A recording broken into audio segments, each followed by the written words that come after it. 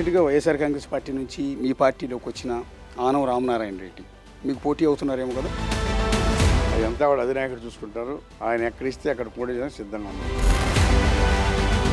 2019 ఎన్నికల్లో ఓడిపోవడానికి కారణం ఏమనుకుంటున్నారు? ప్రజలు తెలుసుకున్నారు, ముందు మోసపోయారు, ఇంకా మోసపోకూడదని చెప్పున్నారు.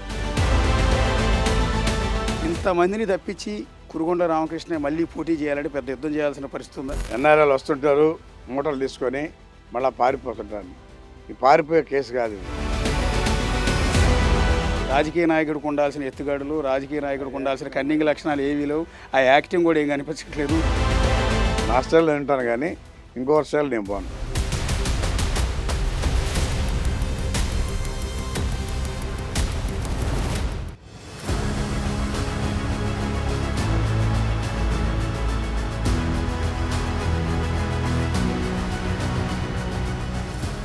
వెంకటగిరి మాజీ ఎమ్మెల్యే టీడీపీ సీనియర్ నేత కురుగొండ్ల రామకృష్ణ గారు ప్రస్తుతం మనకు అందుబాటులో ఉన్నారు.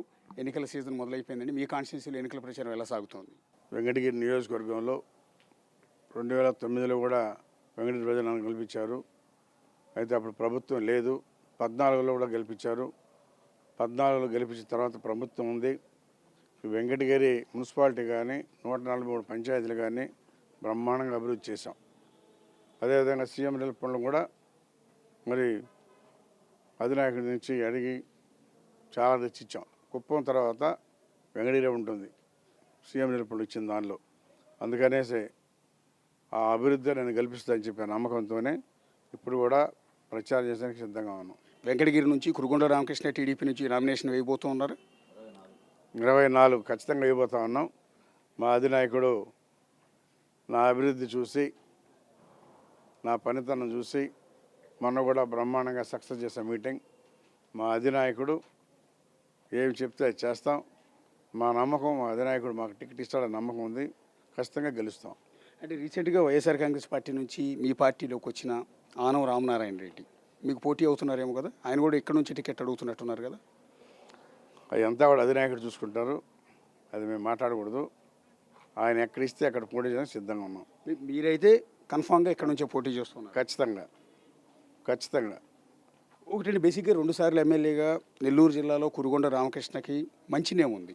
2 సార్లు ఎమ్మెల్యేగా, వెంకటగిరి ఎమ్మెల్యేగా. కానీ 2019 ఎన్నికల్లో ఓడిపోవడానికి కారణం ఏమనుకుంటున్నారు?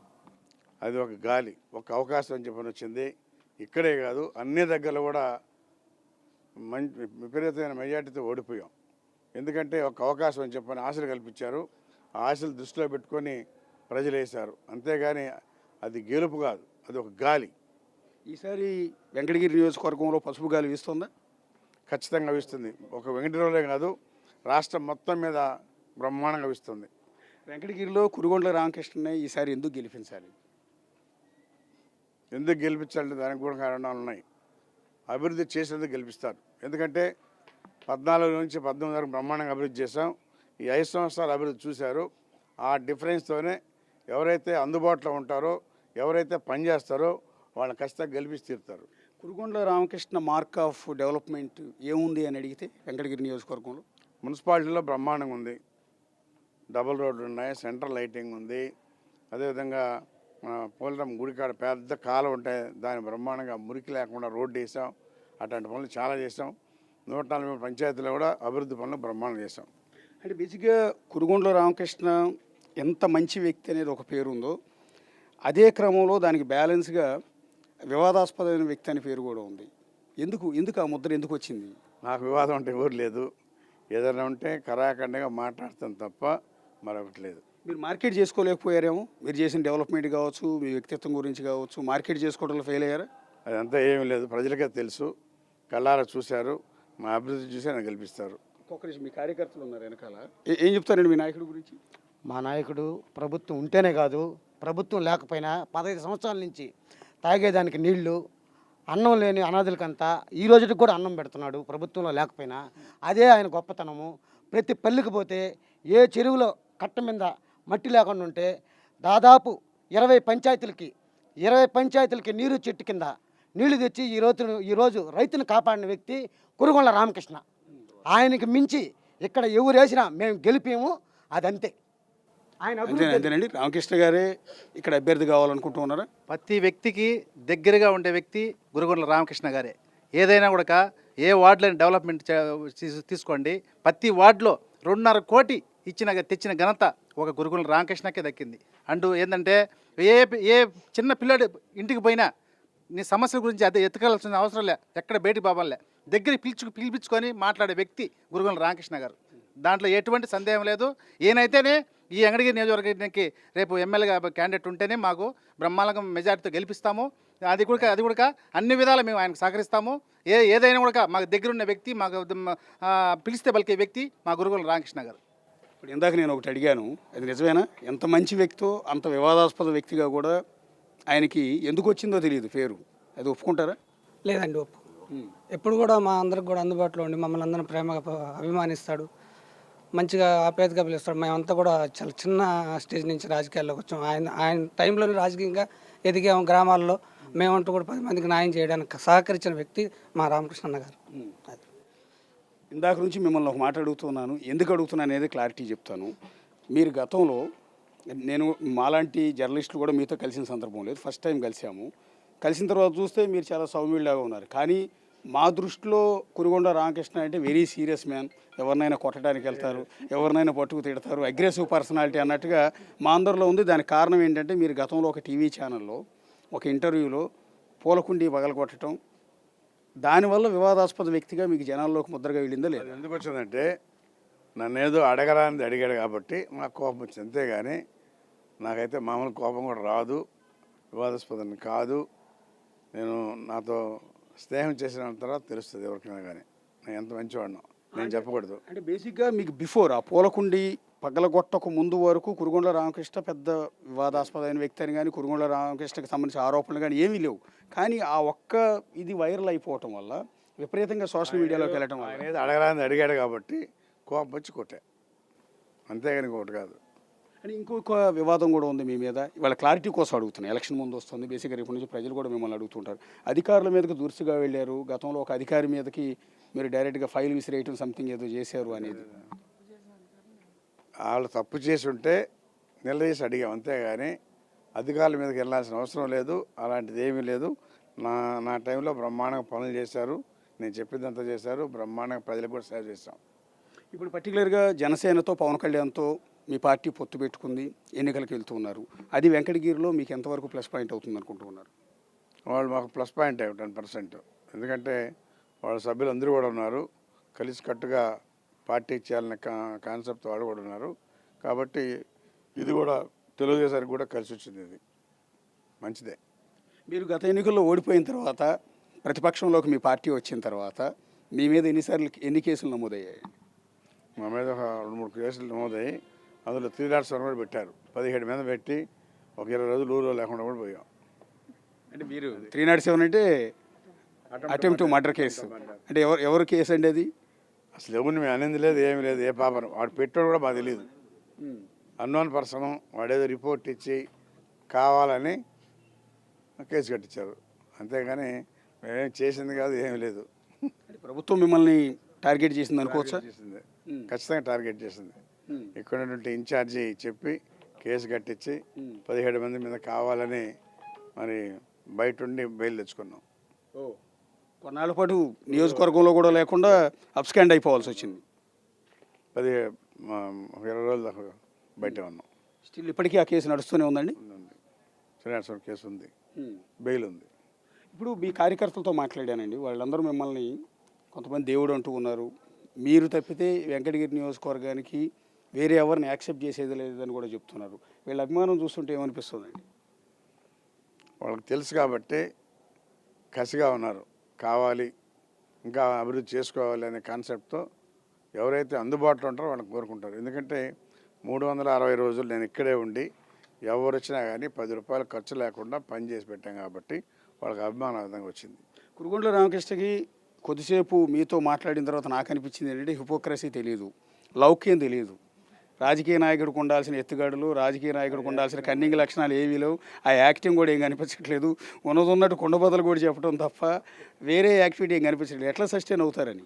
ఆ యాక్షన్ చేయాల్సిన అవసరం లేదు, మనం చేయగలిసింది చేస్తాం, లేకపోతే కాదు అబ్బాయి అని చెప్తాం, అంతేగాని యాక్షన్ చేసి డైరెక్షన్ మార్చి ఏం చేయాల్సిన అవసరం మాకు లేదు, చేయను కూడా. ఇప్పుడు నెల్లూరు జిల్లాలో పర్టికులర్గా నా స్టైల్లో ఉంటాను కానీ ఇంకోటి స్టైల్ నేను పోను. అది నెల్లూరు జిల్లా అనగానే బేసిక్గా నెల్లూరు పెద్దారెడ్లు అంటూ ఉంటారు. రెడ్ల ఆధిపత్యం చాలా ఎక్కువగా ఉంటుంది. గత ఎన్నికల్లో కూడా ఆ డామినేషన్ చాలా క్లియర్గా కనిపించింది. చాలా నియోజకవర్గాల్లో రెడ్లు మాత్రమే గెలవటం అనేది ఇక్కడ గమనించాం. ఈ ఎన్నికల్లో అది మారిందా? రెడ్ల ఆధిపత్యం నుంచి ఏమన్నా పార్టీ పికప్ అయిందా? అదేం లేదు, వాళ్ళ ఆధిపత్యం అనేది ఏమీ లేదు. అందరూ కూడా కలిసిమెలిసి చేసుకుంటున్నారు. ఇప్పుడు అలాంటి సమస్యలు కూడా ఏమి లేవు. మీరు అడిగేదానికి సమాధానం లేదు. అలాంటి సమస్యలు కూడా లేవు. రెడ్లు కావచ్చు, కమ్మోడు కావచ్చు, అందరూ కూడా కలిసి మెలిసిపోతున్నారు. ఓకే, నేను కులం గురించి ప్రస్తావించట్లేదు. నేనేమంటానంటే గతంలో వైఎస్ఆర్ కాంగ్రెస్ పార్టీ ఆల్మోస్ట్ నెల్లూరు జిల్లాలో సీట్లన్నింటిలో కూడా విజయం సాధించింది. ఈసారి పసుపు జెండా అంటే మీ పార్టీ ఏమైనా పికప్ అయిందా అని అడుగుతున్నాను. అన్ని కాన్స్టిట్యున్సీల్లో బ్రహ్మాండంగా పికప్ అయింది. ప్రజలకు కూడా తెలిసింది. వైఎస్ఆర్ పార్టీలో చేసిన కార్యక్రమాలు కానీ, వాళ్ళు చెప్పిన మాటలు కానీ, వాళ్ళు ఏమేమి చెప్పారో అవన్నీ ఏవి కూడా చేయాల.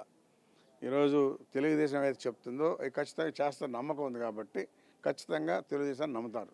సింపుల్గా గత 5 ఏళ్లలో జగన్మోహన్ రెడ్డి పరిపాలన గురించి ఏం చెప్తారండి? మరి ప్రజలే చెప్తున్నారు కదా బాగలేదని. మేము చెప్పేది కాదు. ప్రజలు తెలుసుకున్నారు. ముందు మోసపోయారు, ఇంకా మోసపోకూడదని చెప్పున్నారు ప్రజలు. ఎలక్షన్స్ ఎప్పుడెప్పుడు వస్తాయా, పసుపు జెండాని ఎప్పుడెప్పుడు రెపలాడిద్దామని చెప్పే కాన్సెప్ట్తో ఉన్నారు. చంద్రబాబు నాయుడు అరెస్టు ప్రభావం అనేది ఈసారి ఎన్నికల మీద చూపించే అవకాశం ఉందా? ఖచ్చితంగా ప్రభావం ఉంది. ఎందుకంటే ఎలాంటి తప్పు చేయనటువంటి వ్యక్తిని తీసుకుపోయి జైల్లో పెట్టి అన్యాయంగా తప్పుడు కేసు పెట్టాలని చెప్పి ప్రజలకు అందరూ కూడా తెలుసు. ఆ కేసు ప్రభావం కూడా ఖచ్చితంగా ఉంటుంది. కాంగ్రెస్ పార్టీ అధ్యక్షురాలిగా జగన్మోహన్ రెడ్డి సోదరి షర్మిల బాధ్యతలు చేపట్టారు. ఆమె ప్రతి కాన్స్టిట్యున్సీ తిరుగుతూ ఉన్నారు. తిరిగి పాత కాంగ్రెస్ నాయకులందరినీ కూడా మళ్ళీ వెనక్కి రమ్మని అడుగుతున్నారు. కొంతమంది వెళ్తున్నారు. ఆ ఎఫెక్ట్ టీడీపీ మీద ఏమైనా పడుతుందా?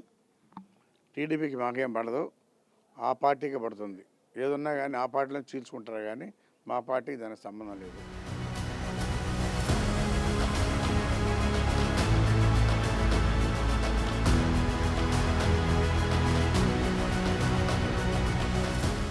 ఏం చెప్తారండి మీ నాయకుడి గురించి? గత 15 సంవత్సరాల నుంచి వెంగడీరు ప్రజలు కురుగొండ రామకృష్ణ గారిని చూస్తున్నారు. 10 సంవత్సరాలు, ఒక 5 సంవత్సరాలు గవర్నమెంట్లో ఉన్నారు, ఒక 5 సంవత్సరాలు గవర్నమెంట్లో లేరు. గవర్నమెంట్లో ఉన్న టైంలో కుప్పం తర్వాత ఈ నియోజకవర్గానికి ఎక్కువ సీఎం రిలీఫ్ ఫండ్ తెచ్చిన ఘనత మా కురుగొండ రామకృష్ణ గారికి దక్కుతుంది. అదేవిధంగా ఒక ప్రణాళికబద్ధంగా వెంగడగిరిలో డబుల్ రోడ్లు కానీ ఎప్పుడో ఇక్కడ అసలుకి పోలేరమ్మ నిమజ్జనం ఎక్కడ జరుగుతుందని చెప్పి చాలా మందికి తెలియదు. అటువంటిది అక్కడ గుడి కట్టేయడం, దానికి సప్పటి వేయడం, తర్వాత ఆ గుడి దగ్గరలో చాలా ఘోరంగా కాలువ ఉంటే దాన్ని షేపు ఆకారంలో వేపించి ఒక రోడ్డు వేపించడం, డెవలప్మెంట్ అనేది ఎక్కడెక్కడ ఏమేమి చేయాలని చెప్పి ఒక ప్రణాళికబద్ధంగా జరిగినాయి. అదేవిధంగా ఆయన సొంత డబ్బులతో ఇవన్నీ కూడా చాలా మంది అనొచ్చు గవర్నమెంట్ డబ్బులు ఆయన ఏం చేశాడని. తేవడం అనేది, అభివృద్ధి చేయడం అనేది చాలా కష్టం. చేశారు ఆయన సొంత డబ్బులతో. ఈరోజు గవర్నమెంట్ లేదు అయినా కూడా అన్నా క్యాంటీన్ 450 రోజుల నుంచి వెంగడగిరి పట్టణంలో 450 రోజుల నుంచి దగ్గర 400 మందికి రోజు అన్నదానం జరుగుతుంది. అదేవిధంగా రాపూర్లో 120 రోజుల నుంచి 200 మందికి అన్నదానం జరుగుతుంది. అదేవిధంగా ఆయన హయాంలో యువతకి ఇక్కడ చాలా మందికి ఇక్కడ దగ్గరలో ఉండే శ్రీ సిటీ కావచ్చు, తర్వాత మేనగూరు సజ్జలోంచి కావచ్చు, అక్కడి నుంచి చాలా కంపెనీలను ఇక్కడ తీసుకొచ్చి అర్హతైన యువకులందరూ కూడా ఉద్యోగ మేళా పెట్టి ఉద్యోగాలు ఇప్పించిన దాఖలాలు ఉన్నాయి. అదేవిధంగా చెన్నైలోని రక్షిత హాస్పిటల్ నుంచి ఇక్కడికి మెగా వైద్య శిబిరాలు పెట్టి ఈ మెట్ట ప్రాంతంలో ఉన్న రైతులందరికీ, పేద ప్రజలందరికీ కూడా వైద్యం అందించిన ఘనత కురుగొండ రామకృష్ణ గారికి దక్కింది. వైఎస్ఆర్సీపీ అరాజక శక్తులు టీడీపీ పైన దాడులు చేసి అక్రమ కేసులు పెడితే కూడా ఎక్కడ భయపడకుండా ఇక్కడుండి కేడనంతా కాపాడుకున్న ఘనత కురుగొండ రామకృష్ణ గారికి దక్కుతుంది. అందుకని కూడా అందరు కేడర్ అందరూ కూడా ఆయన సారథ్యంలో రేపు రాబోయే చంద్రబాబు నాయుడు గారి ప్రభుత్వంలో ఈయన శాసనసభ్యుడిగా వెంగడగిరి ప్రజలకి అభివృద్ధి జరుగుతుందని చెప్పి కోరుకుంటున్నాం. ఒక్కసారి చివరిగా మీరు మీటింగ్లో ఉన్నట్టున్నారు, బాగా హడావిడిలో కూడా ఉన్నారు. ఈ ఎన్నికలు అనగానే ప్రతి కాన్స్టిట్యున్సీలో చాలామంది మాకు సీటు కావాలని వస్తూ ఉంటారు. పర్టికులర్గా మీ కాన్స్టిట్యున్సీలో కూడా చాలామంది సీట్ అడుగుతున్నారు. కొంతమంది ఎన్ఆర్ఐలు అడుగుతున్నారు, కొంతమంది ఏమో పార్టీలో గత కొద్ది కాలంగా ఉన్నవాళ్ళు అడుగుతున్నారు, అట్లా వేరే పార్టీల నుంచి వచ్చిన వాళ్ళు సీట్లు అడుగుతున్నారు. ఇంతమందిని తప్పించి కురుగొండ రామకృష్ణ మళ్ళీ పోటీ చేయాలంటే పెద్ద యుద్ధం చేయాల్సిన పరిస్థితి ఉందా? ఈరోజు పేపర్లో కూడా రాశారు, ఎన్ఆర్ఐలు వస్తుంటారు మూటలు తీసుకొని మళ్ళీ పారిపోతుంటారు. ఈ పారిపోయే కేసు కాదు ఇది. 360 రోజులు ఇక్కడ ఉండి పనిచేసేవాళ్ళం కాబట్టి ఎప్పుడు కూడా ఇలాంటి వాళ్ళని చూస్తారు. కానీ ఏదో మూటలు ఎత్తుకొని వచ్చి దించి ఆ మూటలతో టికెట్ తీసుకొని మళ్ళీ గెలవడం వాళ్ళని చూసుకొని మళ్ళీ వెళ్ళిపోయే కాదు. 360 రోజులు ప్రభుత్వం ఉన్నా లేకపోయినా సదా ప్రజాసేవలో ఉండేటువంటి మేము మమ్మల్ని ఖచ్చితంగా నమ్మి బాబు గారికి కూడా తెలుసు ఎవరు ఏంటనేది. ఆయన ఎవరికి ఇవ్వాలన్నా కూడా టికెట్లు ఆయనకి తెలుసు. అవి మనం చెప్పాల్సిన అవసరం లేదని చెప్పి తెలియజేస్తాను. చివరిగా ఒక మాట, అంటే ఈసారి ఓటర్లు కురుగొండ్ల రామకృష్ణకే ఓటు వేయాలి అంటే ఏం చెప్తున్నారు? జనాల దగ్గరికి వెళ్ళి ఏం చేయబోతున్నారు ఈ నియోజకవర్గాన్ని? ఇంకేమైతే ఇక్కడ అభివృద్ధి కార్యక్రమాలు ఉన్నాయో అవన్నీ కూడా తయారు చేసుకొని అవన్నీ కూడా రిమైనింగ్ మొత్తం చేసే విధంగా ప్రణాళిక తయారు చేసుకుంటాం. ప్రభుత్వం వచ్చిన తర్వాత ముఖ్యమంత్రిని కలిసి ఇచ్చి అవన్నీ కూడా తీసుకొచ్చి డెవలప్ చేస్తాం.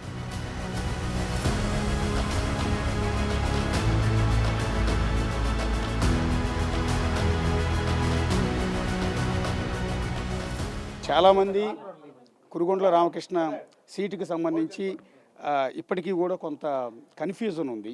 చాలామంది నాయకులు ఇక్కడ సీటు అడుగుతున్నారు.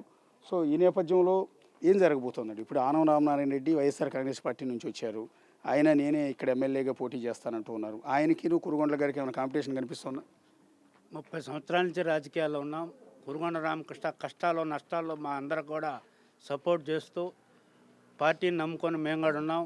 ఆయన కూడా పార్టీ కోసం చెరువులు కానీ అభివృద్ధి కానీ మా బాటి చిన్న కార్యకర్తలు కురుగొండే టైంలోనే మేము రాజకీయంగా ఎదిగాం. నేను సొసైటీ ప్రెసిడెంట్ అయినా అనేక కార్యక్రమాలు ఏ పని చేసుకున్నా కురుగొండ రామకృష్ణ మాకు నుండి కూడా వచ్చి మా చెరువులుగా నీళ్ళు ఇప్పించే వ్యక్తి ఆయన కావాలని మేమందరం కోరుకుంటున్నాం. నేను నిత్యం ప్రజలు టీఎంగల కాడే ఉంటా. ఎక్కువ మంది కురుగొండ రామకృష్ణ కావాలని ఎంగడి నియోజకవర్గం అంతా కోరుకుంటూ ఉన్నారు. మేము కూడా బాధిస్తూ ఉన్నాం. చంద్రబాబు నాయుడు ఈయనకే టికెట్ ఇవ్వాలా అని మా క్యాడర్ అంతా మేమంతా గట్టిగా ప్రయత్నిస్తాం. ఈయన గెలిపిస్తాం. 30 సంవత్సరాల నుంచి రాజకీయాల్లో ఉండా. నేను చిన్నపల్లి నుంచి ఉండా. కురుగొండ రామకృష్ణ పిలిస్తే పలికే వ్యక్తి, డోర్ తీసుకొని పోయే వ్యక్తి. పెద్ద వాళ్ళ దగ్గరికి మేము పోలేమో కానీ మేము పోగల వ్యక్తి 30 సంవత్సరాల నుంచి చేసినా ఇంత విధిగా ఇప్పుడు ముక్కుచోటికి అడిగినా మళ్ళీ ఏవరా మనవాడు ఎటమైన అని పిలిచి మాకు పనిచేసిన వ్యక్తి కురుగొండ రామకృష్ణ రావాలని మేమంతా సంతోషిస్తున్నాం. ఒకవేళ అనివార్యమైన పరిస్థితుల్లో వేరొకరికి ఈ సీట్ ఇవ్వాల్సిన పరిస్థితి వస్తే అప్పుడు ఏంటి పరిస్థితి? వేరే వాళ్ళకి ఈరని మేము అనుకున్నాం.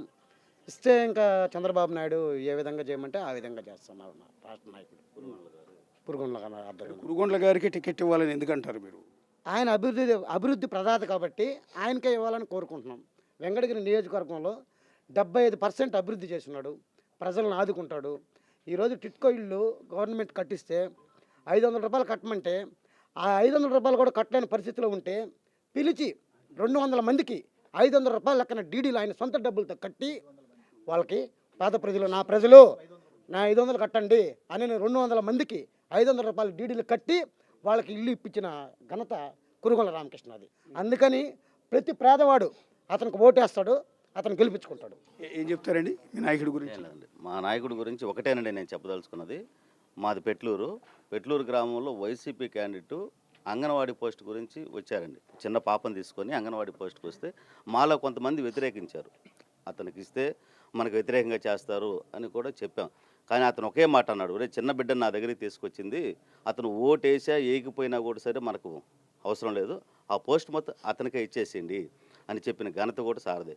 45 ఇళ్ళు కట్టించాం ఎస్సీలకి కట్టించాం. అది మా సార్ వల్లే.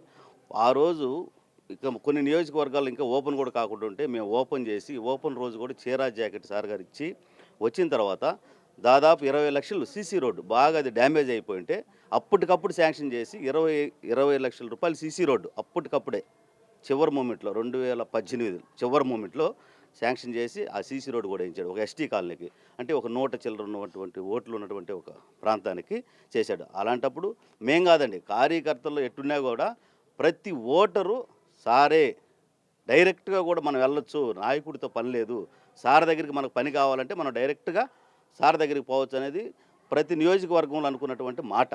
కాబట్టి కురుగొండ రామకృష్ణ గారు అయితే అత్యధిక మెజార్టీతో గెలుస్తారనేది మా ప్రగాఢ. మీరు చెప్పండి, ఆనవ రామనారాయణ రెడ్డి సిట్టింగ్ ఎమ్మెల్యే, ఆయన దగ్గరికి నేరుగా వెళ్ళగలుగుతారా, లేకపోతే కురుగొండ రామకృష్ణ గారి దగ్గరికి డైరెక్ట్గా వెళ్ళగలుగుతారా మీరు? ఇప్పుడు మనం చెప్పాల్సిన ఏం లేదండి, ప్రజలకు తెలుసు ఆల్రెడీ. 2009 నుంచి రామకృష్ణ గారు ఎమ్మెల్యే గెలిచారు, 14లో గెలిచారు. ప్రజల్లో మీరు ఒకళ్ళు, అందుకని అడుగుతున్నారు. ఇప్పుడు ప్రజల్లో మేమేముందంటే, ఇప్పుడు 2009లో సార్ గెలిచారు, 14లో గెలిచారు. సో ఇక్కడ ఏంది, సార్ 9, 14, 19లో కూడా మళ్ళీ పోటీ చేశారు. తిరిగి అప్పుడు ఓడిపోయారు. అది మన ఏం చేయలేదు దానికి. అంటే ఇక్కడ చూసింది ఏంటంటే, మీరు సార్ 9, 14, 19 ఉన్నారు. సో ఇక్కడ అవతల వాళ్ళు ఎంతమంది మారారండి? 9లో వేరే క్యాండిడేట్, 14లో వేరే క్యాండిడేట్, 19లో వేరే క్యాండిడేట్. సో ఇప్పటికైనా స్టాండర్డ్గా ఉండేది కురుగొండ రామకృష్ణ గారు, స్టాండర్డ్గా పోటీ చేసే వ్యక్తి కూడా. సో దీన్ని బట్టి ప్రజలకు అది తెలుసు ఆల్రెడీ. ఎవరినో వచ్చి డోర్ కొట్టి సార్ నాకు ఇస్తే సహాయం కావాలంటే అందించే వ్యక్తి కురుగొండ రామకృష్ణ గారు. ఇప్పుడు మాకు స్వయంగా ఇప్పుడు చూస్తుంటే సీఎం రిలీఫ్ ఫండ్ నాకు తెలిసి మ్యాక్సిమం ఎవరు రావట్లే, ఏదో పెద్ద హై రికమెండేషన్ పెట్టుకొని చేసుకున్నారు వైఎస్ఆర్సీపీ వాళ్ళు. సాధారణ వ్యక్తికి కూడా ఇంటికి వచ్చి అడిగితే అందరూ చేసేవాడు. సీఎం రిలీఫ్ ఫండ్ నాకు తెలిసి ఒక 100స్లో వచ్చి ఉంటాయి. ఇప్పుడు నాకు తెలిసి ఈ గవర్నమెంట్లో చెప్పుంటే ఒక సింగిల్ డిజిట్లో ఇచ్చుంటారు నాకు తెలిసి మహా అంటే. ఇప్పుడు మన టిట్కో ఇల్లు చూసుంటారు, బ్రహ్మాండంగా సూపర్గా అందరికీ కట్టించాడు. ఇప్పుడు వాళ్ళు రంగులు వేసుకొని మన వాళ్ళు లాంఛనంగా ప్రారంభించుకున్నారు. సో ఇక్కడ కష్టం ఒకటిది, సొమ్ము ఒకటి, సోకు ఒకటి అనిపిస్తారు. సో అలాగే అయిపోయింది అనమాట ఇక్కడ.